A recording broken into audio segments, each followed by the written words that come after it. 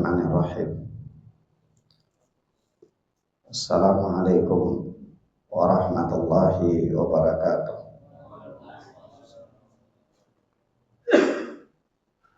Alhamdulillahilladzi hadana lil Islam wa manna 'alaina bih wa akhrajana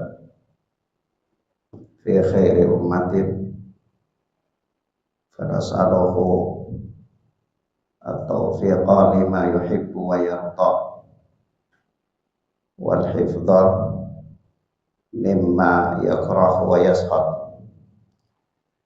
Wa nusalli wa nusallimu ala habibina wa sayyidina Muhammad ibn Abdillah wa ala alihi wa ashabihi wa man sara ala nahjihi ila yaumil qiyamah. Amma ba'd. Ikhwana fid din, azani Allahu wa iyyakum. Alhamdulillah, pada hari ini di bulan Muharram 1448 Hijriah kita bisa kembali melanjutkan pelajaran kita, yakni pelajaran Bulughul Maram oleh Al-Hafidh Ibnu Hajar Asqalani rahimana wa rahimahullah.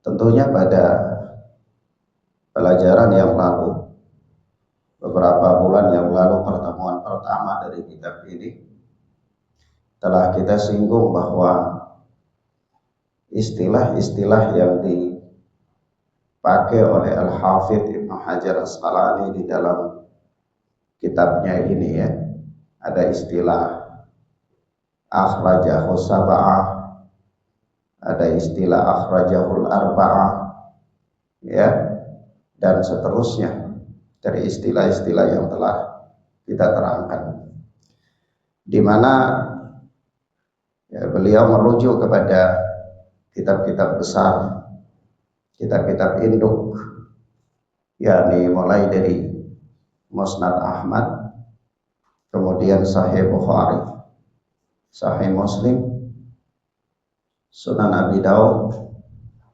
Sunan Tirmidzi, Sunan Nasa'i, kemudian Sunan Ibnu Majah rahimana wa rahimahumullah. Dan telah berlalu pada kajian kita di mukaddimah kitab ini, ana telah sampaikan bahwa ada perselisihan para ulama ketika mereka mencantumkan di antara kutubus sittah 6 kitab hadis, itu antara Al-Imam Ibnu Majah dan Al-Imam Ad-Darimi. Pada pertemuan lalu ana salah ngomong, ana katakan Al-Imam Ad-Daraqutni, seharusnya adalah Al-Imam Ad-Darimi. Ini para ulama berselisih pendapat, apakah di posisi ke-6 itu adalah Imam Ibnu Majah ataukah Al-Imam Ad-Darimi, ya. Misalnya Imam Ahmad, Imam Bukhari, Imam Muslim, Imam Abu Daud, Imam Tirmidzi, Imam Nasa'i, kemudian Imam Ibnu Majah. Jadi Imam Ibnu Majah ini para ulama khilaf, tempat ini lebih layak Imam Ibnu Majah atau lebih layak Al-Imam Ad-Darimi, ya. Nah, namun sebagaimana telah maklumi, kita katakan bahwa yang dikuatkan oleh para ulama bahwa mereka mengedepankan Al-Imam Ibnu Majah, ya, karena susunan bab-babnya dan seterusnya dari alasan-alasan yang disebutkan oleh para ulama. Baik. Kemudian kita masuk pada pembahasan yang baru, yakni kata Al-Hafidh Ibnu Hajar Asqalani adalah Kitabut Taharah, jadi kumpulan bab-bab yang berbicara tentang taharah. Jadi di dalam bahasan ini Al-Hafidh Ibnu Hajar Asqalani menyebutkan beberapa bab. Jadi bukan hanya satu bab, ada beberapa bab yang semuanya berbicara tentang taharah. Nah, kalau kita perhatikan kitab-kitab fikih ataupun kitab-kitab hadis yang disusun berdasarkan bab-bab fikih, maka itu pasti kita dapati pembahasan yang paling pertama adalah pembahasan taharah. Pembahasan apa? Taharah. Kenapa pembahasan taharah? Karena kalau bicara tentang ibadah, maka ibadah yang paling agung itu adalah salat. Ibadah yang paling agung adalah apa? Salat. Sementara taharah adalah merupakan syarat sahnya salat. Maka dari itu apa miftahus salah at-taharah, ya. Kunci daripada salat itu adalah apa? Bersuci.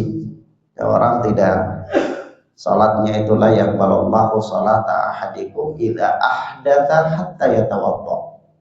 Allah tabaraka wa taala tidak menerima salat salah seorang di antara kalian apabila dia berhadas, jadi dia berada dalam keadaan tidak suci, hatta yatawadda, sampai dia berwudu, yakni sampai dia mengangkat hadasnya tersebut, sampai dia berada dalam keadaan suci.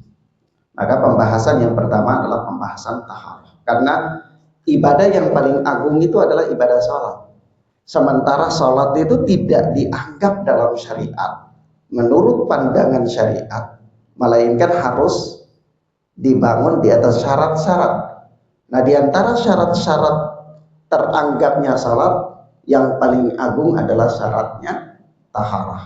Nah, taharah itu para ulama mengatakan kepada kita bahwa taharah itu terbagi menjadi dua, ada taharah hissiyah, ada taharah ma'nawiyah. Ada taharah hissiyah, ada taharah ma'nawiyah. Atau taharah hissi itu apa? Taharah hissi itu yang disebutkan oleh para ulama atau yang diinginkan oleh para fuqaha, para ahli fikih. Itu apa? Raf'ul hadath wa izalatun najasat. Itu mengangkat hadas dan menghilangkan najis-najis. Jadi kalau ulama fikih bicara tentang taharah, fuqaha bicara tentang taharah, maka apa yang mereka maksudkan? Yang mereka maksudkan adalah raf'ul hadath wa izalatun najasat, yaitu mengangkat hadas, apakah itu hadas besar, apakah itu hadas kecil, dan izalatun najasat, yaitu menghilangkan najis-najis. Ya, nah, adapun taharah secara maknawi, itu taharah secara maknawi adalah menghilangkan keyakinan yang rusak, ya, berupa kesyirikan dan penyakit-penyakit hati berupa hasad, dengki, kibr, dan seterusnya. Itu namanya taharah maknawi. Jadi kalau ulama akidah itu mereka berbicara tentang taharah, maka itu yang mereka maksudkan adalah apa? Menghilangkan penyakit-penyakit hati. Ya, berbicara tentang membersihkan hasad, membersihkan dengki, membersihkan sifat sombong, membersihkan riya, membersihkan kesyirikan dan seterusnya. Itu masuk dalam taharah maknawi, masuk dalam taharah maknawi. Sebab itu dinukilkan di dalam Tawdihul Ahkam oleh Syekh Al-Basam bahwasanya kata beliau at-taharatu laha arba'u maratib. Taharah itu punya 4 tingkatan. Taharah itu punya 4 tingkatan. Al-ula tathhiru dhahir minal ajdathi wal anjas. Yang pertama, ya, kalau taharah itu punya 4 tingkatan, punya arba'u maratib, 4 tingkatan, maka tingkatan yang pertama adalah tathhiru dhahir minal ahdathi wal anjas, yaitu membersihkan atau mensucikan anggota tubuh yang nampak dari hadas dan najis, dari hadas dan najis. Dan inilah yang diinginkan oleh para fuqaha, para ahli fikih. Kalau ahli fikih bicara apa taharah, itu tingkatan ini. Ini tingkatan pertama, yaitu tathhirud dhahir minal ajdathi minal ahdathi wal anjas, yaitu membersihkan anggota tubuh yang zahir, yang nampak dari hadas dan dari najis. Asalnya yang kedua tathhirul jawarih minal jaraim wal atham. Tingkatan yang kedua dari tingkatan tahara itu adalah mensucikan anggota-anggota badan dari al-jaraim wal atham, dari perbuatan atau berbagai perbuatan jahat dan dosa. Ya. Jadi tingkatan kedua daripada tahara itu apa? Membersihkan anggota badan dari berbagai kejahatan dan dosa. Perbuatan jahat yang menyakiti orang lain, mentolimi orang lain, dan dosa-dosa. Apakah itu dosa-dosa besar, dosa-dosa kecil, dan seterusnya. Membersihkannya anggota tubuh dari perbuatan-perbuatan yang jahat dan dosa-dosa itu adalah tingkatan kedua daripada tingkatan taharah. Tingkatan kedua daripada tingkatan apa? Taharah. Yang ketiga, ats-tsalitsah, itu tathhirul qalbi minal akhlaqil madmumah, yakni membersihkan hati dari akhlak-akhlak yang tercela. Membersihkan hati dari akhlak-akhlak yang tercela. Itu apa? Tingkatan yang ketiga.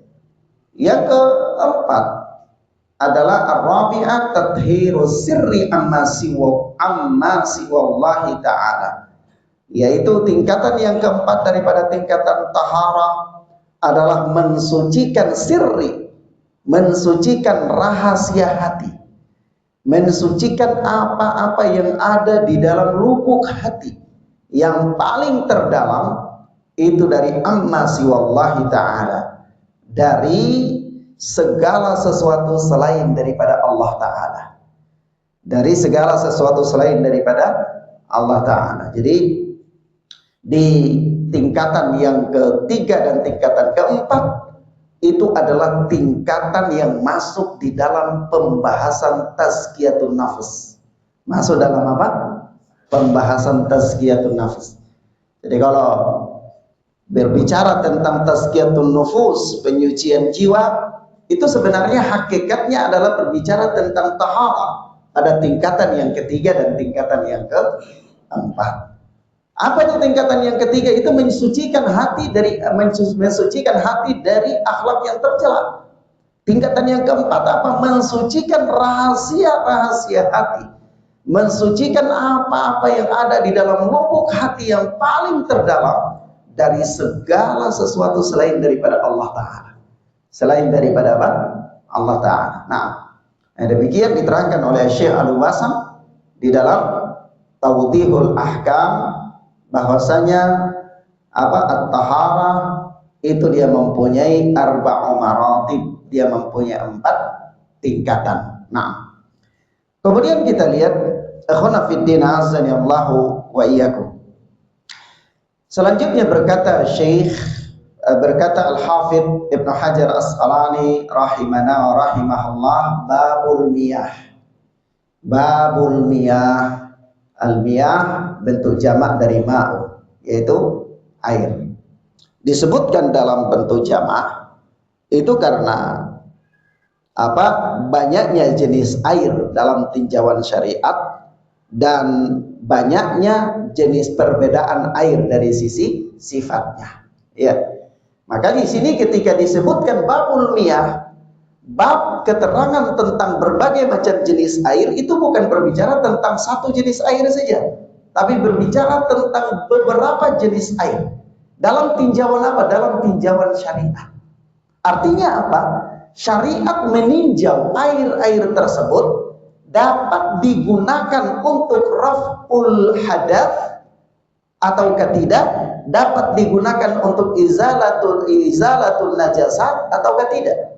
Artinya air dengan berbagai macam jenisnya itu, apakah air-air tersebut semuanya dapat digunakan untuk berwudu, atau dapat digunakan untuk mandi janabah, atau dapat digunakan untuk izalatul najasat, menghilangkan najis-najis, atau memang ada air-air pada posisi tertentu yang dia tidak bisa digunakan untuk berwudu, tidak bisa digunakan untuk mandi, walaupun hakikatnya mungkin dia suci, ya, walaupun hakikatnya mungkin dia suci. Tapi ketika seseorang hendak menggunakannya untuk wudu, apa pandangan syariat tentangnya?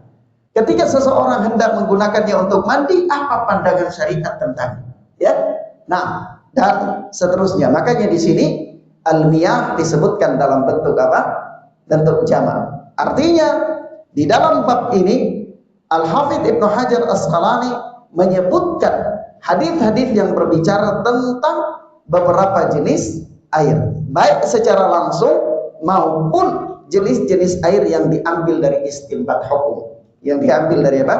Istinbat hukum. Nah, dan kita telah tahu secara bersama bahwa Allah Subhanahu wa taala berfirman, wa anzalna minas sama'i ma'an tahura, dan kami telah menurunkan dari langit air itu sebagai apa?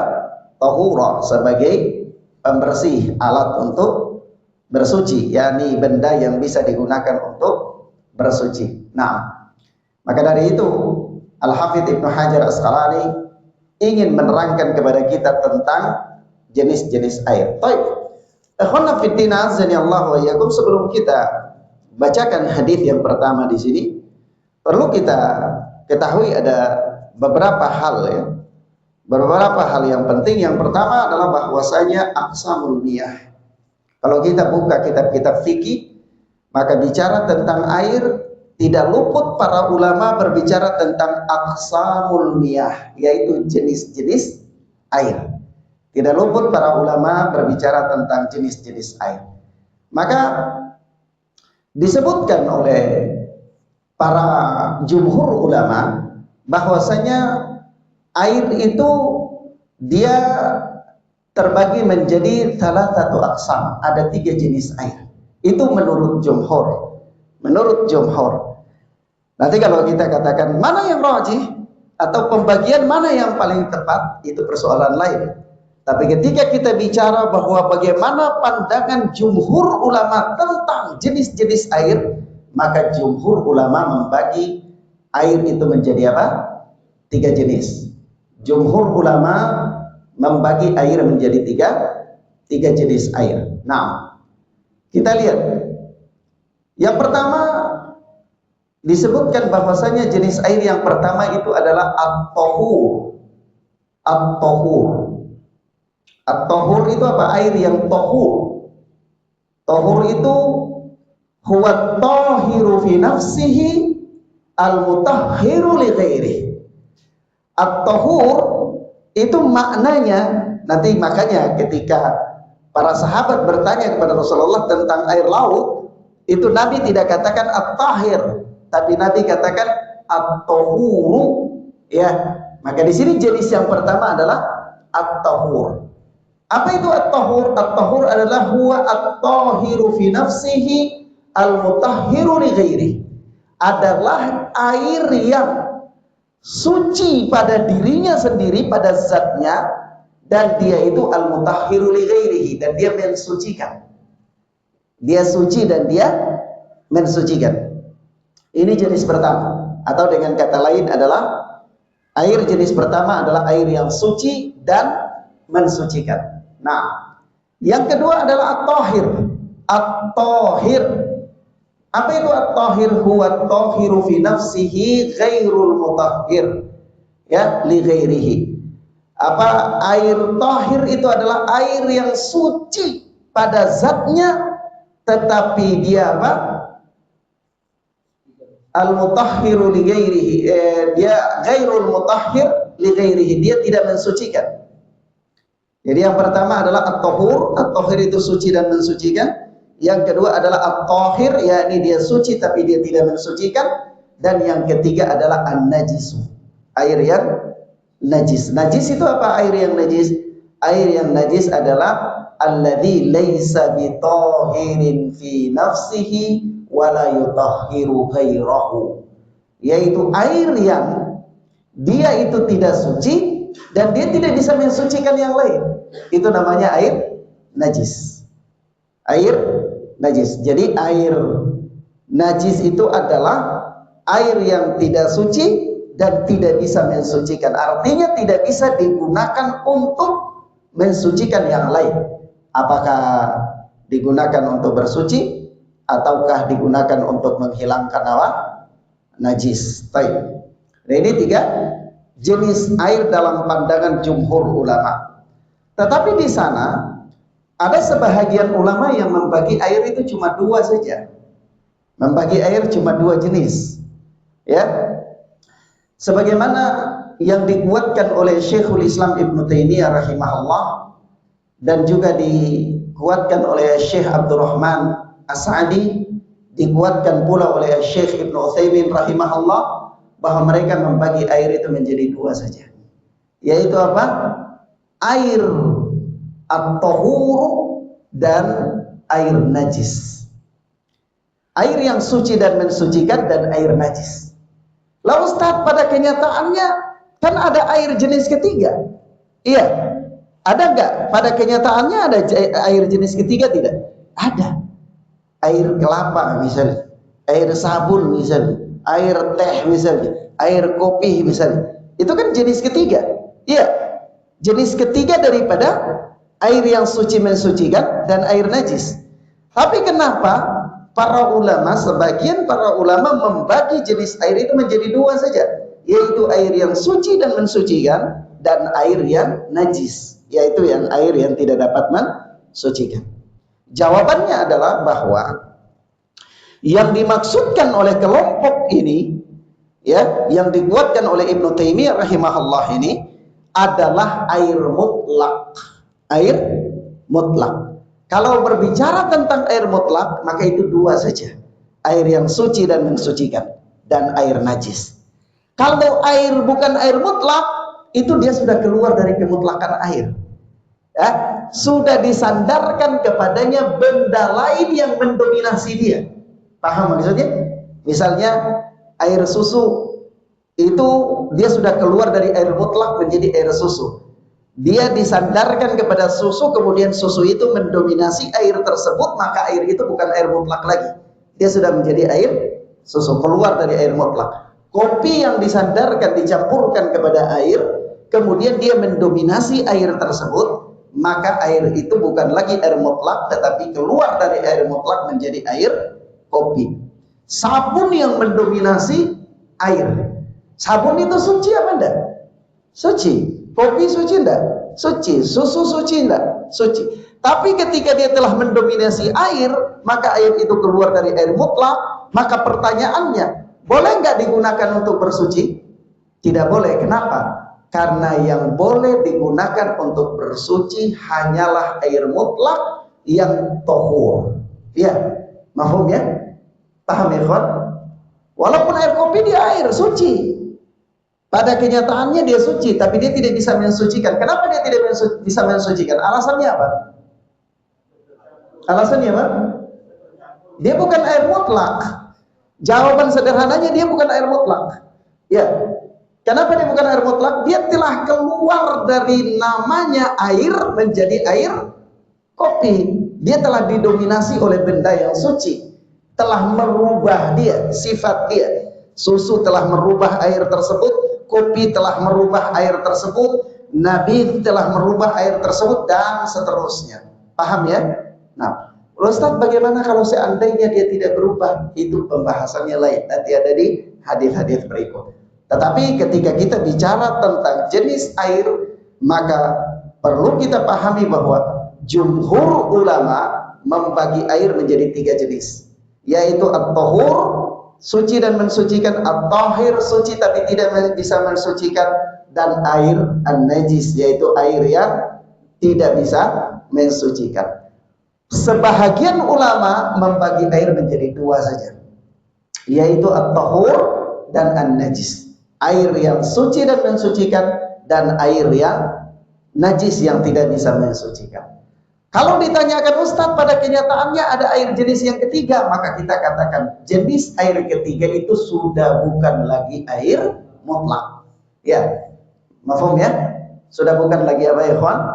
Air mutlak. Baik. Sampai di sini paham ya? Kemudian selanjutnya berkata Al-Hafidh Ibnu Hajar Asqalani rahimana wa rahimahullah. An Abi Hurairah radhiyallahu anhu qala, Dari Abu Hurairah yang Allah telah meridainya, dia berkata, qala Rasulullah sallallahu alaihi wasallam fil bahri. Rasulullah sallallahu alaihi wasallam bersabda tentang lautan. Tentang lautan. Huwa at-tuhuru ma'uhu al-hillu maitatuhu. Lautan itu suci airnya, yakni tohur. Apa tadi makna tohur? Tohur itu adalah suci dan mensucikan.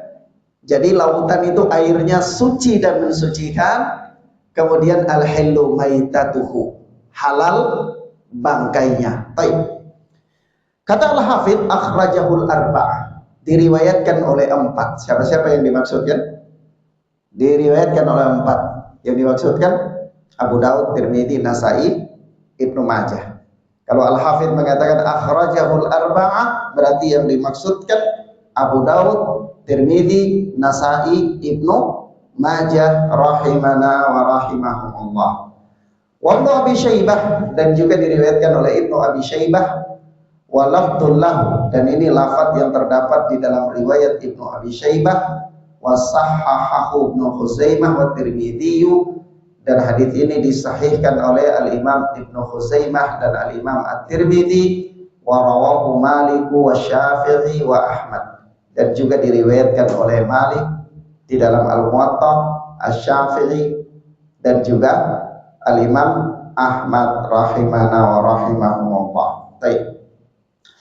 Ikhwana fiddin azzani Allah wa iyyakum, di hadis yang mulia ini ada beberapa permasalahan penting ya. Pertama, sahabat yang meriwayatkan hadis ini adalah sahabat Abu Hurairah radhiyallahu taala anhu. Abu Hurairah ini sendiri para ulama berselisih tentang namanya. Para ulama berselisih tentang namanya sampai ada 80 nama. Subhanallah, banyak ya. Sampai ada berapa? 80 nama ya. Jadi memang ulama-ulama di zaman dulu itu mumpung memang nggak ada KTP. Dulu tuh nggak ada KTP, jadi orang itu terkenal dengan nama-nama yang dipanggil di sebuah kampung wilayah. Kadang-kadang seseorang di sini dia terkenal dengan nama ini, kadang-kadang terkenal dengan ini, ada yang terkenal dengan kunyahnya, ada yang ya terkenal dengan nama aslinya, dan seterusnya dan seterusnya. Nah, Abu Hurairah radhiyallahu taala anhu sendiri itu para ulama berselisih tentang namanya. Kalau Al-Imam Al-Qurtubi itu beliau menguatkan namanya Abdullah. Ya, namanya adalah Abdullah. Begitu juga Syekh Muhammad Adam Al-Ethiopi, beliau menguatkan rahimana wa rahimahullah, menguatkan namanya Abdullah. Tapi beliau di dalam bait manzumahnya itu beliau katakan namanya Abdullah, tetapi yang terkenal adalah Abdurrahman. Tapi yang dikuatkan oleh Al-Imam Ibnu Abdul Bar dan yang lainnya ya, dan yang saya yakini bahwa Abu Hurairah ini namanya adalah Abdurrahman bin Sakhar. Ya, beliau dari suku Daus di Yaman, dan beliau itu berteman dengan Nabi Shallallahu Alaihi Wasallam selama 4 tahun sih. Jadi Abu Hurairah ini beliau berteman dengan Nabi Sallallahu Alaihi Wasallam selama 4 tahun. Beliau termasuk di antara sahabat yang paling banyak meriwayatkan hadis, karena memang beliau fokusnya bermulazamah dengan Nabi Sallallahu Alaihi Wasallam. Sejak beliau datang ke Madinah, beliau salah satu di antara ahlu sofa, orang yang tidur di masjid, tinggal di masjid, dan dia setiap harinya itu bermulazamah dengan Nabi Sallallahu Alaihi Wasallam. Dan Nabi pernah mendoakan dia tentang hafalannya ya, sampai dia katakan bahwa sejak itu dia tidak pernah lupa ya. Dia termasuk sahabat yang paling banyak meriwayatkan hadis Nabi Sallallahu Alaihi Wasallam. Al-Imam Bukhari sendiri kurang lebih di dalam Sahih Bukhari itu menyebutkan 800 hadis kurang lebih itu dari Abu Hurairah ya. Jadi Abu Hurairah itu ada kurang lebih 800 hadis disebutkan di dalam Sahih Bukhari oleh Al-Imam Abu Abdillah Al-Bukhari rahimana wa rahimahullah. Hadis ini ya khona fiddina azza Allah wa yakum, para ulama memang membicarakan hadis ini. Jadi mereka tidak menerima hadis ini secara mutlak. Banyak para ulama yang mengkritisi hadis ini. Ya, kenapa mereka mengkritisi hadis ini? Karena ada rawi yang kemudian mengambil hadis ini yang menjadi bahan pembicaraan di kalangan para ulama. Di antaranya disebutkan, kalau Al-Hafidz Ibnu Hajar Al-Asqalani sendiri di dalam kitab beliau Talkhisul Habir, itu beliau mengumpulkan hadis ini itu dengan 9 jalur periwayatan dari 9 orang sahabat. Jadi bukan hanya Abu Hurairah, tapi ada 9 orang sahabat lainnya yang juga meriwayatkan hadis ini. Namun semuanya tidak luput dari kritikan. Semuanya apa? Tidak luput dari kritikan. Ala kulli hal, akhwana fiddin azani Allah wa iyyakum, di dalam sanad hadis ini ada seorang rawi yang bernama Sa'id bin Salamah. Itu dia mengambil hadis ini dari Al-Mughirah bin Abi Burdah. Sa'id bin Salamah mengambil hadis ini dari Al-Mughirah bin Abi Burdah yang kemudian menjadi pembicaraannya. Kenapa? Karena di hadis ini dia punya asbabul wurud. Asbabul wurud itu sebab munculnya hadis. Kalau sebab turunnya ayat namanya asbabun nuzul, sebab turunnya ayat. Kalau asbabul wurud itu sebab keluarnya hadis, sebab munculnya hadis. Jadi Al-Mughirah bin Abi Burdah itu, yaitu Sa'id bin Salamah, dia mengatakan bahwasanya Al-Mughirah bin Abi Burdah itu mengabarkan kepada dia bahwa Abu Hurairah radhiyallahu taala anhu bercerita, itu ada seorang sahabat Nabi sallallahu alaihi wasallam bertanya kepada Rasulullah sallallahu alaihi wasallam. Apa pertanyaannya? Pertanyaannya begini, disebutkan di dalam kitab-kitab sunan dan juga disebutkan dalam Musnad Ahmad, ya, Sunan Nasa'i, Sunan Tirmidzi, Sunan Abi Daud, Musnad Ahmad. Itu disebutkan begini, ya Rasulullah, nahnu narkabul bahr, kami ini pelaut, ya, kata sahabat. Ada seorang sahabat dikatakan, ya Rasulullah, nahnu narkabul bahr, kami ini apa? Pelaut.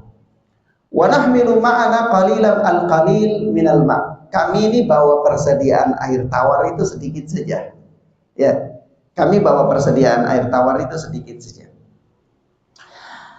In tawadda'na bihi atishna, kalau kami wudu dengan air tawar itu kami akan mati kehausan. Kami akan apa? Mati kehausan. Afana tawadda'u min ma'il bahri, dalam sebagian lafaz dikatakan afana tawadda'u bima'il bahri, apakah kami boleh berwudu dengan air laut? Maka Nabi sallallahu alaihi wasallam menjawab dengan kalimat huwa at-tuhuru ma'uhu al-hillu maitatuhu. Perhatikan asbabul wurudnya.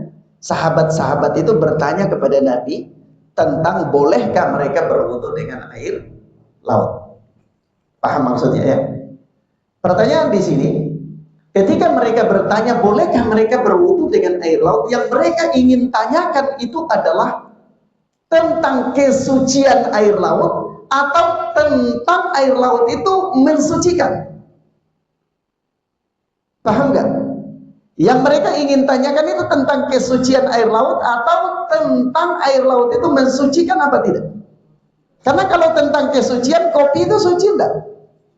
Suci, ya? Susu suci enggak? Suci. Iya.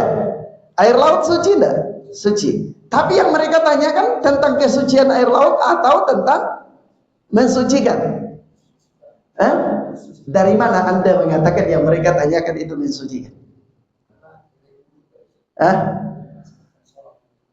Baik.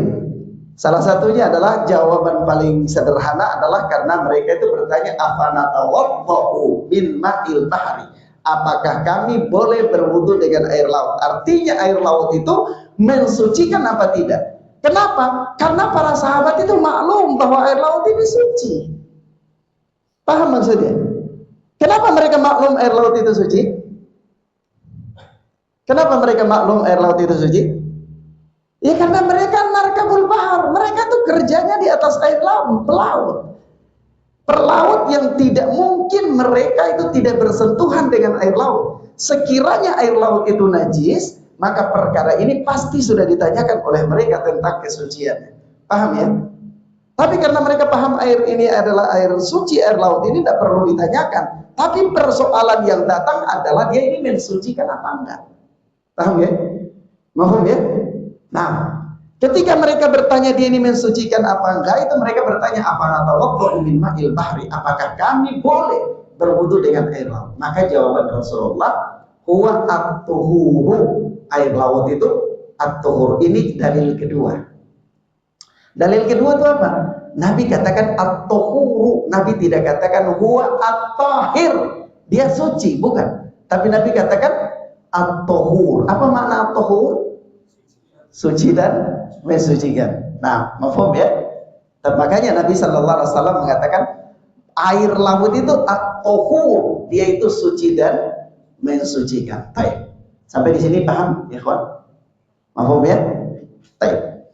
Kemudian akhwana fiddin azani Allah wa iyyakum, dari hadis yang mulia ini ada beberapa pelajaran penting. Pelajaran penting yang pertama adalah bahwa air laut itu tahur. Dia mensucikan. Berapa banyaknya najis yang jatuh ke lautan, itu dia tidak akan mampu, air laut itu tidak akan bisa terkontaminasi dengannya. Ya, jadi air laut itu subhanallah diciptakan oleh Allah sedemikian rupa sehingga dia bisa mensterilkan apa-apa yang masuk ke dalam. Ya, hatta racun-racun yang masuk ke dalamnya. Berapa banyak racun dan limbah yang masuk ke dalam lautan. Tapi hari ini kalau orang minum air laut pun masih tetap aman bagi dia.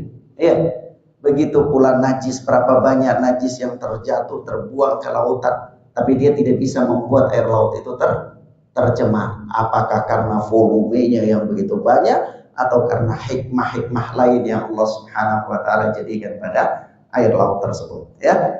Nah, ini yang pertama. Yang kedua, di dalam hadis yang mulia ini Nabi Shallallahu Alaihi Wasallam mengatakan at-tahuru ma'uhu al-hillu maitatuh. Karena air laut itu adalah suci mensucikan, maka dia boleh dipakai untuk berwudu, dia juga boleh dipakai untuk apa? Mandi janabah. Jadi kalau seandainya seseorang itu dia berada dalam keadaan janabah, dia melompat ke tengah lautan dengan maksud untuk mandi janabah, lalu dia keluar dari air laut itu, cukup nggak bagi dia? Cukup. Kenapa cukup? Karena air laut itu tahur, dia mensucikan, boleh dipakai untuk mandi janabah. Di samping tentunya lebih boleh lagi dipakai untuk berwudu. Baik.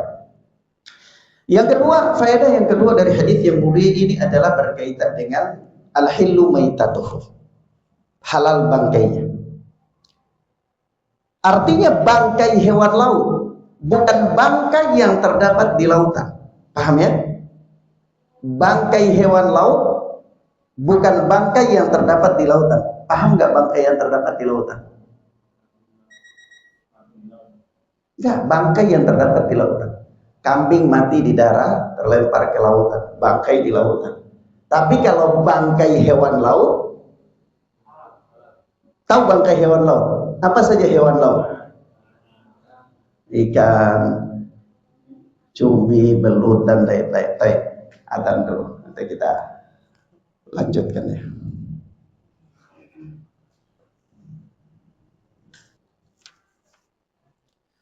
Nah, jadi ketika Nabi Shallallahu Alaihi Wasallam mengatakan al-hillu maitatuhu, halal bangkainya, yang dimaksudkan adalah bangkai hewan laut, bukan bangkai yang ada di lautan. Mafhum ya? Kalau bangkai yang ada di lautan itu bisa bangkai ayam yang terhempas ke lautan, bangkai kambing dan seterusnya. Tetapi yang dimaksudkan adalah bangkai hewan laut, bangkai hewan laut. Maka para ulama berselisih tentang bangkai hewan laut ini. Para ulama berselisih tentang bangkai hewan laut menjadi beberapa pendapat. Paling kurang ada 3 pendapat. Pendapat yang pertama bahwa seluruh bangkai hewan laut itu haram dimakan kecuali ikan. Dan ini pendapatnya Abu Hanifah, yaitu pendapatnya Hanafiyah, Ahnaf. Seluruh bangkai hewan laut itu haram untuk dimakan kecuali ikan. Jadi kalau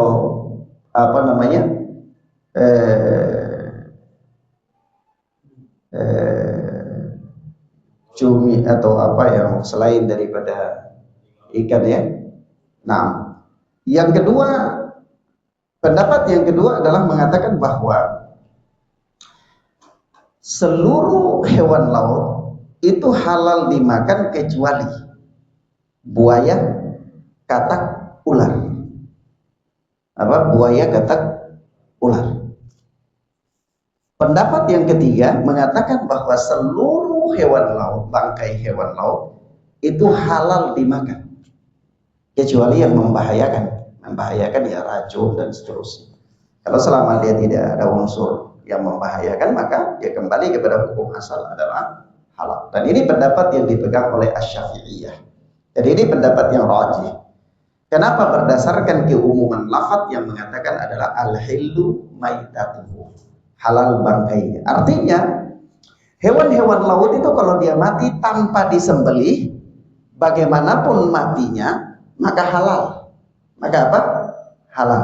Pertanyaan, kalau kura-kura itu boleh disembelih apa? Boleh dimakan tanpa disembelih apa enggak? Penyu. Hah?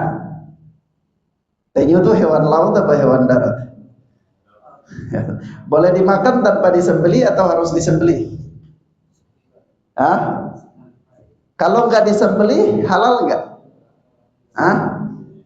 Al-hillu maitatuhu, halal bangkainya hewan laut. Kalau penyu itu hewan laut apa hewan darat? Hewan laut. Kalau bangkainya tanpa disembelih halal apa enggak? Hah? Keluar dari lafaz hadis. Tayyib. Al-Alama Saleh Fauzan hafizana wa hafizahullah berkata bahwa penyu itu kalau bisa disembeli afdal, tapi kalau tidak bisa disembeli maka halal bangkai. Halal apa? Bangkai. Berdasarkan keumuman lafaz al-hillu maitatuh. Syekh Ibnu Utsaimin rahimahullah di dalam Fathul Jalal wal Ikram beliau menerangkan bahwa seluruh hewan laut itu bangkainya halal dimakan. Ya. Walaupun hewan laut itu berbentuk mirip dengan hewan-hewan darat. Misalnya anjing laut, babi laut, ular laut, apa lagi?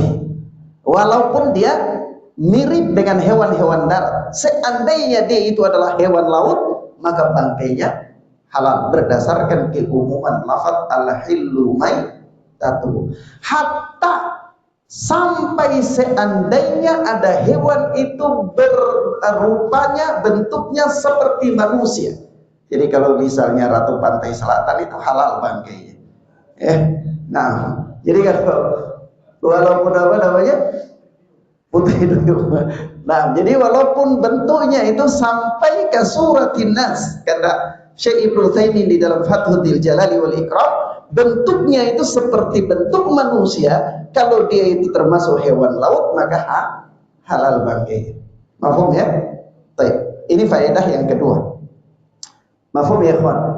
Faedah yang ketiga dari hadis yang mulia ini adalah bahwa ta'khirul jawab indal haja la yajuz. Mengakhirkan jawaban tatkala jawaban itu dibutuhkan, penjelasan itu dibutuhkan, tidak boleh dalam tinjauan syariat. Jadi kaidahnya begini, kalau sekiranya ada satu permasalahan yang harus disampaikan ketika itu karena dibutuhkan, lalu Anda menunda-nunda untuk menjelaskannya, itu tidak boleh dalam kaidah syariat. Pemahamannya, Nabi Shallallahu Alaihi Wasallam ditanya oleh para sahabat itu bukan tanya tentang hewan laut, tapi mereka tanya tentang air laut itu bisa dipakai berwudu enggak? Tapi apa jawaban Nabi? Lebih daripada pertanyaan mereka. Kenapa?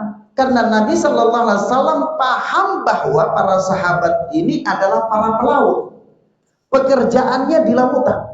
Jadi yang mereka butuhkan bukan hanya berwudu, pasti mereka bertemu dengan hewan-hewan laut. Iya, maksudnya? Karena Nabi Shallallahu Alaihi Wasallam memahami bahwa mereka bertanya tentang wudu dengan air laut, sementara mereka ini adalah, tadi sahabat sudah mengatakan bahwa nahnu narkabul bahr, kami ini pelaut. Maka Nabi katakan, kalau mereka pelaut, maka pasti mereka akan bertemu dengan hewan-hewan laut. Maka Nabi memberikan penjelasan tambahan. Nanti kalau bertemu dengan hewan-hewan laut, maka bangkai-bangkai hewan laut itu adalah halal, begitu. Subhanallah, ya. Nah, jadi di sini kata para ulama, takhirul jawab indal haja la yajuz. Mengakhirkan jawaban ketika jawaban itu dibutuhkan tidak boleh. Takhirul bayan indal haja la yajuz. Mengakhirkan penjelasan tatkala penjelasan itu dibutuhkan tidak boleh. Sehingga kalau ada satu masalah yang membutuhkan penjelasan tambahan tapi tidak ada penjelasan tambahan, maka syariat mengatakan itu tidak ada penjelasan tambahan. Kenapa? Seandainya ada penjelasan tambahan, maka pasti Nabi telah menjelaskan. Tapi ketika Nabi berhenti pada satu perkara, sementara dalam asumsi kita masih butuh penjelasan tambahan, tapi tidak ada, itu berarti kita harus pahami penjelasan tersebut tidak butuh penjelasan tambahan. Bisa pahami maksud Anda? Bisa ya? Contoh konkret begini. Ketika Nabi SAW menyatakan la salata li munfaridin khalfas saf, tidak sah salat bagi orang sendiri yang salat di belakang saf sendirian. Masih ada asumsi nggak kita itu? Masih pengen bertanya nggak? Masih pengen penjelasan lanjutan nggak? Final, siapa yang bilang masih pengen lanjutan? Hah? Pengen lanjutan? Kira-kira apa penjelasan lanjutan yang pengen di? Oh ya, baik. Yang lain. Jadi begini, ketika Nabi SAW mengatakan la salata li munfaridin khalfas safi, tidak sah salat orang yang salat sendirian di belakang saf. Kira-kira ada asumsi lain nggak yang membutuhkan penjelasan tambahan? Tidak ada. Oke. Saya katakan butuh penjelasan. Kenapa butuh penjelasan? Pertanyaannya begini. Anda sampai tuh Anda sendirian karena safnya sudah penuh semua, atau masih ada tempat kosong tapi Anda sendiri yang mau berdiri di belakang? Butuh penjelasan itu enggak? Butuh enggak? Kenapa butuh penjelasan itu? Ketika Nabi katakan tidak sah sholat bagi orang yang sholat sendirian di belakang saf, kan ada pertanyaan, sholat sendirian di belakang saf ini karena memang nggak ada tempat lagi, atau ada tempat tapi dia sengaja sholat sendirian, kan gitu? Iya nggak? Iya kan? Paham kan? Paham nggak? Jadi karena ada asumsi seperti itu, di dalam penjelasan Nabi ini Nabi tambah nggak? Nabi tambah penjelasan nggak? Nggak ada. Berarti asumsi itu batil. Seandainya ada tempat kosong atau tidak ada tempat kosong, Anda sholat sendirian di belakang saf, dinyatakan tidak sah. Kenapa? Tidak ada penjelasan tambahan. Dalam kondisi manusia masih bisa berasumsi untuk menginginkan penjelasan tambahan. Paham maksudnya? Paham ya? Oleh sebab itu sebagian fuqaha seperti Syekh Albani mengatakan begini, sabda Nabi berkaitan dengan hadis itu adalah apabila ada tempat kosong tapi Anda tidak mau di tempat kosong itu, Anda sendiri sengaja berdiri di belakang, itu tidak sah. Begitu kata Al-Imam Al-Albani. Tapi sekiranya tidak ada lagi tempat kosong dan Anda sendirian di belakang karena tidak ada lagi tempat kosong, maka sah saja, kata beliau. Maka pertanyaan kepada beliau adalah, Nabi ketika mengatakan la salata li munfaridin khalfas saf, tidak ada salat bagi orang yang salat sendirian di belakang saf, itu kira-kira ada penjelasan tambahan dibutuhkan nggak? Ada tempat kosong atau tidak ada tempat kosong, butuh kan? Tapi Nabi tidak jelaskan, ya kan? Sementara kaidah mengatakan takhirul bayan indal haja la yajuz, mengakhirkan penjelasan ketika penjelasan itu dibutuhkan tidak boleh.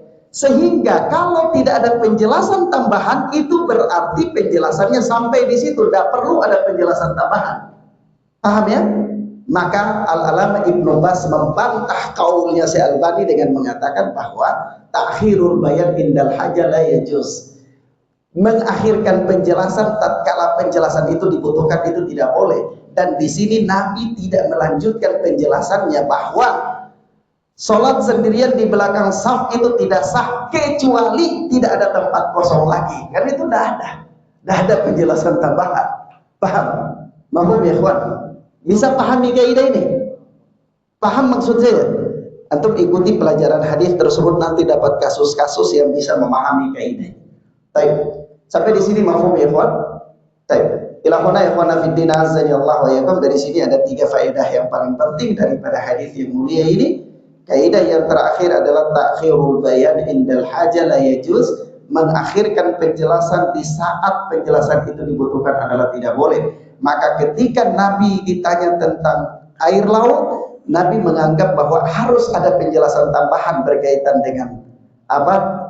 Hewan-hewan laut, maka Nabi melanjutkannya al-hillu maitatuhu. Seandainya waktu itu tidak ada penjelasan tambahan, maka orang akan berdebat dari zaman dulu kala sampai sekarang tentang apa? Kondisi hewan laut itu. Paham ya? Karena tidak ada penjelasan tambahan tadi. Tapi Nabi memberikan penjelasan tambahan untuk menjelaskan kepada umat tentang kondisi hewan laut tersebut. Paham ya? Baik. Ilahuna ikhwana fiddin azza Allah wa iyyakum. Kita cukupkan sampai di sini. Dan hari ini kita hanya bisa membahas satu hadis. Insyaallah taala kita lanjutkan pada pertemuan berikutnya biidznillah. Wassallallahu ala nabiyina Muhammad wa ala alihi washabbihi wasallam. Subhanakallahumma wa bihamdika asyhadu an la ilaha illa anta astaghfiruka wa atubu ilaik. Assalamualaikum warahmatullahi wabarakatuh.